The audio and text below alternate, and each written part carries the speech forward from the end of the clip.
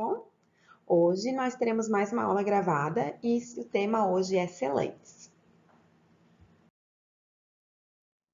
Vamos começar então a falar um pouquinho sobre a cárie dental.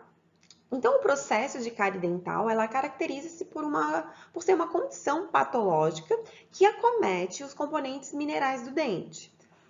Essa doença, ela tem que ser entendida como um processo dinâmico. Por quê? Porque se desenvolve em estágios submicroscópicos até que aparecem os sinais e sintomas clínicos. Quando chega a aparecer isso, acaba sendo fácil a detecção, porque a gente percebe a desmineralização da superfície do dente. Assim, a doença, a cárie, é um resultante de um desequilíbrio que existe entre os fatores patológicos e os fatores protetores. Em relação aos fatores patológicos, a gente pode citar como as bactérias, os indivíduos com baixo fluxo salivar, ou então uma frequência alta de ingestão de carboidratos.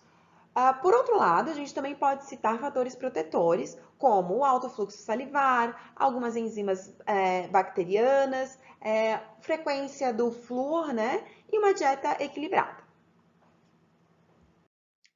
Você sabia que a superfície oclusal ela corresponde a uma região altamente suscetível à presença de lesões de cárie, porque os seus sulcos e as suas fissuras elas são um nicho que a gente considera propício para o desenvolvimento então dessa patologia. E a gente acaba tendo a condição agravada pela dificuldade de higiene nessa região. As faces oclusais, elas compreendem somente 20% do total da superfície dos dentes posteriores, porém, a cárie oclusal acaba cometendo 50 a 60% dessas faces.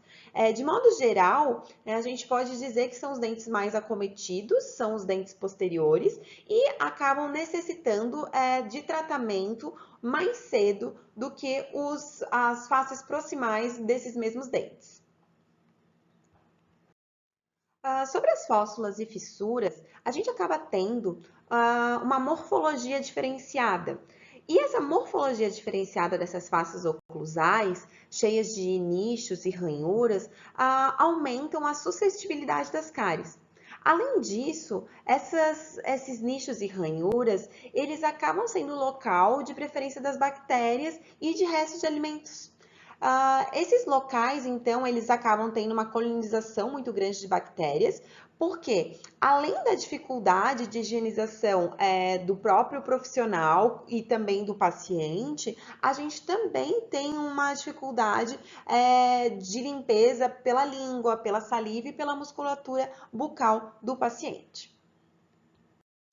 Estudos eles comprovam que quando a gente tem uma cárie incipiente nos molares, quando se opta por não fazer nenhum procedimento, 52% das vezes esses dentes eles tornam-se realmente cáries. Agora, quando a gente utiliza selantes nesses dentes, apenas 11% tornam-se cáries. Porque o selante acaba sendo uma forma de prevenção pela obliteração da estrutura defeituosa que a gente tem dos esmaltes dentais. A cárie é uma doença que atinge grande parte das pessoas do mundo todo e ela acaba sendo a doença mais prevalente na infância. Ela começa então com a desmineralização do dente, que a gente vê clinicamente numa lesão inicial, caracterizada então pela ausência de translucidez do esmalte, que é o que a gente chama de lesão de mancha branca. Ela geralmente, então, tem essa ausência de translucidez, uma superfície rugosa, sem brilho, e a evolução dela é a cavitação. Então, quando a gente não tem a paralisação do processo, a gente tem uma cavidade no dente. Se a gente conseguir remineralizar, essa lesão de mancha branca, ela pode se tornar um branco brilhoso, deixar de ser esse branco opaco e tornar-se um branco brilhoso, ou então um pouco acastanhado. E a cavidade, ela sempre vai ficar um tom mais acastanhado, mais amarronzado. Então, vamos falar um pouquinho agora sobre o histórico que a gente tem até chegar no material que a gente utiliza hoje. Em 1908, a gente tem o pesquisador, o Black, que ele criou a técnica chamada de extensão preventiva. Nessa técnica, ele removia, então, todas as fissuras no momento do preparo cavitário. Ele dizia que quando ele fazia isso, ele acabava prevenindo o aparecimento de futuras lesões.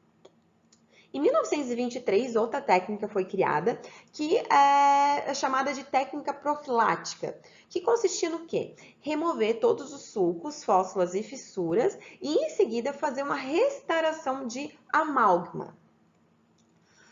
Logo em seguida, houve uma modificação dessa técnica e recomendou-se também a extinção das fóssulas e fissuras, mas não inserir nenhum tipo de material. Deixar a dentina exposta dos dentes, pois dizia que quando a dentina ficasse exposta, ela ia se desgastar e ia se transformar, então, numa dentina secundária resistente à cárie. Em 1939, então, a gente teve o primeiro pesquisador que começou a procurar um material que obliterasse, então, sulcos, fóssulas e fissuras. Ele utilizava um material restaurador feito de nitrato de celulose. Em 1942, um outro pesquisador começou a estudar um outro material, chamado nitrato de prata precipitado, porém, com os estudos, verificou-se que esse material que ele utilizava não paralisava o processo da cárie. Já em 1950, um outro pesquisador, ele começou a estudar, então, o fosfato de zinco e o cimento vermelho de cobre, também para obliterar, então, as fóssulas e fissuras. Mas verificou que tinha alta solubilidade esse material e não tinha retenção. Então, também desaconselhou o uso após esse estudo. Já em 1955, houve então uma pesquisa para verificar se o ácido fosfórico poderia ajudar a aumentar a retenção. Então, foi feita uma pesquisa e provou-se que a modificação causada na superfície pelo ácido fosfórico aumentava então a retenção do material nos dentes. E a partir dos anos 60, a gente teve muitas outras pesquisas e estudos, e todos verificavam, então, a preconização do uso dos selantes, utilizando, então, o ataque ácido no esmalte e o emprego de adesivos dentários. Quando a gente teve, então, no século XXI, a gente teve um grande avanço do que a gente chama hoje de odontologia de mínima intervenção. E essa técnica do selamento oclusal acabou ganhando ainda mais força, porque preconiza, então, a mínima intervenção do dente. O selante, então, ele é um material fluido que ele é capaz de escoar pelas fóssulas e fissuras. Eles penetram, então, nos microporos do esmalte e acaba criando uma barreira mecânica com capacidade de isolar a superfície dental do biofilme e da proliferação e colonização de bactérias. Por isso, ele se torna um método muito eficaz na prevenção da cárie oclusal. Os selantes, eles são muito utilizados hoje em dia e são considerados uma contribuição para a saúde pública. A gente pode considerar como efeito preventivo do selante, então, a obturação mecânica dos sulcos e fissuras, que ele acaba criando, então, essa película protetora, né, através desse material que é resistente. O 2, a supressão do habitat dos micro-organismos. Então, ao selar os sulcos e fissuras, a gente acaba dificultando a colonização das bactérias na região. E o 3 é pela facilidade de higienização. Como a gente diminui as ranhuras que esse dente apresentam, a gente acaba diminuindo também a retenção de resíduos, o que favorece a higienização e diminui a possibilidade do desenvolvimento da cárie dental. Nós temos alguns tipos de selantes. A gente tem o autopolimerizáveis e os fotopolimerizáveis. O autopolimerizável, então, é aquele que a gente adiciona duas partes diferentes. Essas partes elas dão uma reação que fazem a polimerização do material. Então, põe um líquido que juntos eles acabam se transformando no selante em si. Ou a gente tem o fotopolimerizável, que é o quê? Aquele material que vem pronto e que precisa, então, uma adição de luz para ele se polimerizar. Nós temos também os selantes resinosos e os selantes à base de cimento ionômero de vidro. Então, vamos agora falar um pouquinho sobre eles. O cimento ionômero de vidro, a gente tem popularmente conhecido como CIV. Ele foi desenvolvido no início da década de 70 e ele era um material que tinha um futuro muito promissor na utilização em odontopediatria. Isso se deve à capacidade de liberação de flúor desse material e ao recarregamento de flúor. Então, durante as aplicações tópicas de flúor, ele acaba se recarregando e conseguindo passar para o ambiente, para o dente, né, aquele flúor que ele foi recarregado. Então, a gente considera que o CIV ele acaba favorecendo a remineralização e ajuda a inibir o metabolismo dos micro-organismos acidogênicos. O CIV apresenta também algumas propriedades importantes na hora do selamento de fóssulas e fissuras, como a sua capacidade de boa adesão química com a estrutura dental, a baixa infiltração marginal, devido ao seu coeficiente de expansão térmica, que é similar à estrutura dental. A gente também tem um material que é muito biocompatível e ele tem uma indicação muito específica que a gente deve utilizar esse material para dentes molares permanentes que estão em rota de erupção. Por quê? Porque esses dentes que estão em rota de erupção, né, os molares, eles acabam ficando com a gengiva recobrindo ainda eles enquanto eles estão erupcionando. E isso ajuda a acumular biofilme e promover a maior quantidade de lesões cariosas, né? Então a gente acaba tendo um desenvolvimento maior das lesões cariosas por causa desse acúmulo de biofilme e a dificuldade de higienização. O CIV, ele é capaz de aceitar um pouco mais de umidade quando a gente tem na sua aplicação. Então, uma indicação de utilização deste material são em dentes que estão ainda erupcionando para garantir, então, que eles não vão ter o desenvolvimento de uma cárie enquanto estão ainda em rota de erupção. Já os selantes resinosos, eles possuem as melhores propriedades de penetração e ausência de fendas e falhas, e por isso a gente considera que ele tem uma alta taxa de retenção devido a essas propriedades. Uma limitação desse material é o fato que ele é muito sensível a ambientes úmidos. Então, ele tem que ser utilizado de preferência com isolamento absoluto ou em dentes que não tenham a umidade própria ou com isolamento relativo de excelente qualidade. Antigamente, esse material, o selante resinoso, ele não tinha adicionado em sua formulação os fluoretos. Mas hoje a gente já encontra o flúor adicionado como componente na composição de alguns selantes resinosos. A apresentação dele, então, ele aparenta, né, muito parecido com uma resina fluida e a utilização dele, a reação dele acontece com a fotopolimerização.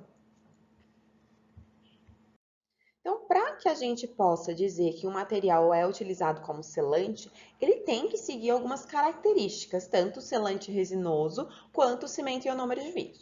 Então, eu vou falar alguns certos requisitos, né, que ele deve apresentar esse material para poder ser utilizado como selante. Obrigatoriamente, ele tem que ser atóxico, simples de aplicar, ter uma boa adesividade, isso quer dizer possuir um longo tempo de retenção à estrutura dentária, possuir um efeito cariostático grande, isso quer dizer o quê? Conseguir impedir o desenvolvimento da cárie, ser resistente tanto à abrasão quanto às forças resultantes da mastigação e também ter uma pouca solubilidade aos fluidos bucais. Nós podemos citar como algumas vantagens do selante a durabilidade clínica. A gente tem uma ótima durabilidade e a gente pode comparar os selantes com outros materiais restauradores que a gente tem uma relação muito próxima. Ele é um método preventivo e terapêutico, isso quer dizer que ele ajuda a evitar a progressão, né, e o aparecimento de cáries. Temos um tempo de trabalho reduzido, tanto de cadeira, quanto a facilidade do procedimento em si. A gente tem um procedimento de baixa complexidade e, por isso, a gente pode considerar que ele é um procedimento de fácil aplicação. E outra grande vantagem é o fato de não ser necessário desgastar dente para aplicar o selante. Ele acaba conservando a estrutura dental, porque o selante ele é aplicado em cima dessas fóssulas e fissuras e ele escorre, penetra nessas fóssulas e fissuras, não sendo necessário desgastar nada da estrutura dental. A indicação do uso do selante ela deve ser feita durante toda a vida do indivíduo. Antigamente, até a gente tinha um aparecimento das cáries mais cedo, então, depois de 3 a 4 anos após a erupção dos dentes, a gente já tinha cáries. Hoje, a gente às vezes tem uma progressão um pouco mais lenta, mas que se estende por um longo período. Então, é necessário que todo exame clínico seja avaliado para ver se o indivíduo ele possui um risco aumentado de cárie naquele momento ou não. Coisas que fazem a gente verificar se aquele indivíduo, aquela população tem um alto risco de cárie. É a história prévia da doença cárie. Então, esse é um indivíduo que já teve outras lesões de cárie. Como é que está a condição bucal dele? Ele tem uma utilização de flúor? Ele utiliza flúor para alimentar-se, para cozinhar os alimentos ou para tomar água? Ele utiliza flúor na pasta de dente? Como é que é a anatomia da superfície oclusal dele? Ele tem as fóssulas e fissuras muito profundas, estreitas? Como que é a escovação dele? Como é que está o acúmulo de placa bacteriana? Então, todas essas características a gente tem que analisar para poder indicar ou não o uso do selante para o indivíduo. E sobre a longevidade dos selantes, é o tempo que a gente tem esse material em boca. Então, a gente tem vários fatores que podem influenciar o tempo disso. Um é o tipo de selante. Se esse selante, então, é resinoso ou cimento ionômero de vidro. A posição do dente, o estágio da erupção dental. Então, esse dente, ele está mais posterior, ele é mais utilizado na mastigação, ele está totalmente erupcionado, ele está parcialmente erupcionado, e a habilidade do operador? Esse operador ele consegue fazer o procedimento fácil, rápido, ele consegue isolar bem o dente, ele consegue controlar bem a umidade. Então, todos esses fatores influenciam no tempo onde o material vai ficar aderido ao dente. Quanto à técnica de aplicação, a gente tem a técnica não invasiva e a técnica invasiva. A gente sempre vai priorizar, então, a técnica não invasiva, que a gente começa, então, realizando uma profilaxia, depois faz isolamento, condicionamento do dente e aplica o selante. Caso a gente tenha uma suspeita de cárie na região, uma cárie ativa na região, a gente pode utilizar então a técnica invasiva, que a gente vai fazer o isolamento, a gente utiliza uma ponta diamantada fina, faz uma profilaxia, faz o condicionamento do dente e aplica o selante. Então, vamos ver o passo a passo agora da técnica. A primeira etapa, então, é a utilização da profilaxia com uma escovinha Robson para retirar todo o biofilme que está acumulado, então, nessas fóssulas e fissuras. Em seguida, a gente faz o isolamento desse dente e aplica o condicionamento ácido. Deixa agir durante, então, os segundos necessários, conforme o fabricante pede. Após isso, a gente seca o dente com um jatinho de ar e depois coloca-se o material escolhido. No caso, selante resinoso ou ionômero de vidro. O selante resinoso necessita-se, então, a polimerização após a aplicação, e o cimento ionômero de vidro, na maioria das vezes, ele pode ser autopolimerizável. Tem que olhar a indicação do fabricante. Então, na técnica invasiva, a diferença é a utilização da broca diamantada. Então, a gente utiliza a broca diamantada no local, então, que a gente suspeita da atividade de cárie ativa. Fazemos, então, uma inserção superficial no dente, não é para fazer uma cavidade, é para encostar superficialmente, limpando, então, essa região. Depois, a gente faz uma profilaxia. Em seguida, a gente faz o ácido, deixa utilizar como o fabricante pede e coloca o material, né, escolhido, ou selante resinoso ou cimento ionômero de vidro. Vamos ver agora o que as evidências científicas falam, então, da utilização dos selantes em fóssulas e fissuras. A primeira literatura que eu trouxe é um artigo da Cochrane Library, que verificou, então, a diferença no uso do selante resinoso para o cimento ionômero de vidro para prevenção das cáries dentais nas fóssulas e fissuras. Qual que foi a conclusão, então, desse artigo científico? Que a decisão entre o selante resinoso e o ionômero, ele tem que ser realizado com base na possibilidade do controle da umidade e no estágio de erupção do dente. Os selantes resinosos, eles acabam precisando um controle da umidade muito melhor e por isso, quando um dente está em erupção, ele acaba não sendo tão indicado. E por isso, esse material deve ser preterido ao cimento ionômero de vidro em dentes em erupção. Porém, ele cita também que, se a gente for comparar os dois materiais, o cimento ionômero de vidro acaba tendo um índice de retenção menor que os selantes resinosos. Então, ele diz que a gente deve dar preferência aos selantes resinosos, mas quando não for possível controlar a umidade ou um dente está em erupção, se deve dar preferência aos cimentos ionômeros de vidro. Em outro artigo, a gente tem uma análise comparativa entre o selante resinoso e o selante ionomérico por microscópio eletrônico de varredura. Então, foi uma análise em laboratório. O que foi verificado, então? Que o selante resinoso, ele tem uma maior penetração e vedamento, acaba atingindo muito mais as regiões profundas do que o cimento ionomérico. Por isso, o cimento ionomérico apresenta uma quantidade maior de falhas e fendas. O que o estudo conclui? Ele conclui, então, que o selante resinoso ele possui melhores propriedades, tanto no selamento quanto na penetração. Porém, ele afirma que, ao indicar o material, é necessário verificar a dependência do risco da cárie e as características individuais do paciente, né? Então, a gente pode citar, então, o controle da umidade, a erupção dentária, para a gente ter certeza diagnóstica e optar pelo material que é melhor para aquele paciente. Outro artigo científico, importância do selamento de fóssulas e fissuras na prevenção da cárie dental, revisão de literatura.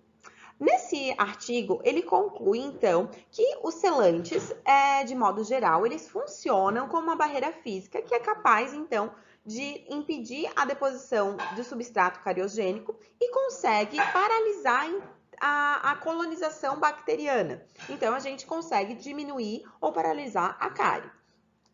Outra coisa que ele conclui é que o selante resinoso ele realmente apresenta uma maior retenção quando a gente compara o selante resinoso ao selante ionômero e só que tem uma grande diferencial do cimento ionômero de vidro é o fato que, mesmo com a perda parcial do material, ele continua a liberar flúor no remanescente do selante.